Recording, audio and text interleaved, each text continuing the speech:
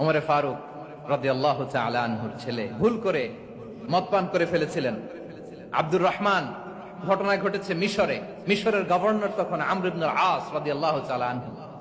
আব্দুর রহমানের ভাই যে গভর্নরকে বলল, গভর্নর যদি একটু দয়া করেন, খলিফার ছেলে আমার ভাই আব্দুর রহমান মদ্যপ অবস্থায় ধরা পড়েছে, জনসম্মুখে যদি আপনি বেত্রাঘাত করেন আমাদের প্রেস্টিজ থাকে না, যদি আশীর্বাদ আপনি মারেন আমার কোনো কথা নাই, কিন্তু ঘরের ভেতরে মারেন। আব্দুর রহমানের ভাইয়ের সুপারিশ শুনে সাইয়েদনা আমর ইবনে আস রাদিয়াল্লাহু তাআলা আনহু রাজি হয়ে গেলেন। ঘরের ভেতরে লোকচক্ষুর আড়ালে আশীর্বাদ তিনি মানলেন। কিন্তু ঘটনাক্রমে এই কথা লুকিয়ে লুকিয়ে ঘরের ভেতরে আশীর্বাদ মারার কথা সাইয়েদনা ওমর ফারুক মদিনা থেকে জানতে পারলেন। মদিনা থেকে তিনি ফরমান জারি করলেন, এই বিচার যেমনটি আমর ইবনে আস আদায় করেছে এটা প্রকৃতপক্ষে আদায় হয় নাই।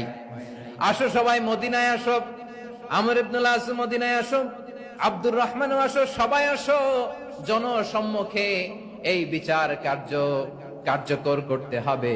সাইয়েদনা ওমর ফারুক মসজিদে নববীর পিলারের মধ্যে নিজের ছেলেকে বাঁধলেন, আবার জনসম্মুখে ৮০টা বেত তার গায়ের মধ্যে মারলেন।